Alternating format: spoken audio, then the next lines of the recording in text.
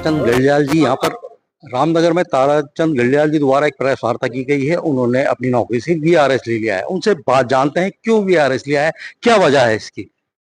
आप बताइए किस तरह का आपने वीआरएस लिया है, क्यों लिया है, क्या वजह है। देखिए, राजस्व विभाग में राजकीय दायित्वों का निर्वहन करते करते जो एक सामाजिक समरसता और जो एक समाज के प्रति कार्य करने की जो प्रेरणा है वो हमें राजस्व विभाग से मिली है। लेकिन राजस्व विभाग में रहते हुए राजकीय पद के दायित्व में रहते हुए आपकी एक सीमाएं होती हैं, उन सीमाओं को और आप पार नहीं कर सकते हैं। लेकिन जब आपकी आकांक्षाएं और उम्मीदें बढ़ जाती हैं,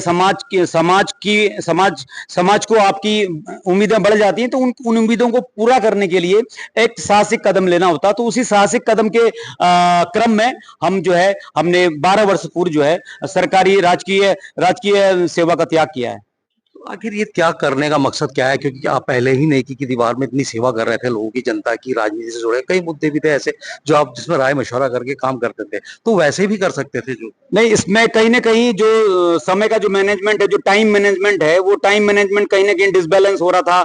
और हम जो है इसके साथ साथ जो समय हमें देना चाहिए, तो जो हमें लगता है कि समाज को समय देना चाहिए, समाज को और समय की जरूरत है, वो समय हम अवेलेबल नहीं करा पा रहे थे। तो कहीं ना कहीं वो अपराध बोध की स्थिति में हम आ रहे थे। तो उससे निकलने के लिए ही हमने डीएम साहब से रिक्वेस्ट की कि हम जो है अब जो है नया करियर शुरू करना चाहते हैं। तो उसी के क्रम में जिलाधिकारी महोदय ने हमारी निजी समस्याओं को देखते हुए हमें सेवानिवृत्ति दी है।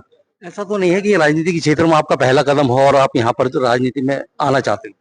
नहीं, देखिए राजनीति में आने के लिए हर कोई व्यक्ति स्वतंत्र है। उसके जो है संविधान उसके लिए वो शक्तियां देता है। लेकिन अभी फिलहाल अगले 2 महीने में हमारा ऐसा कोई इरादा नहीं है। और आगे भी कोई जनता से रायशुमारी करने के बाद ही हम कोई अगला कदम उठाएंगे। फिलहाल हम पब्लिक अवेयरनेस पर ज्यादा फोकस करना चाहते हैं। प्रहरी विंग एक आपने शब्द दिया था कि ये बनाएंगे, तो इसमें किस तरह के कार्य रहेंगे, क्या रहेगा आप समझते हैं। देखिए, नेकी की दीवार की जब हमने शुरुआत लगभग 15 वर्ष पूर्व की थी, तो उसमें हमने एक नारा दिया था कि पुराने कपड़े देकर नए रिश्ते बनाएं, पुराने कपड़े देकर नए रिश्ते बनाएं। तो उसी क्रम में हमने लगभग रामनगर विधानसभा में लगभग सफलतापूर्वक वस्त्रदान शिविर, करीब 30 से ज्यादा वस्त्रदान शिविर लगाए। उसमें हमने स्कूली छात्रों को ड्रेस हो और उनके जो शूज हो या उनकी जो जरूरत का सामान हो, वो हमने मुहैया करने का प्रयास किया। और वो भी एक कलेक्टिव एफर्ट था।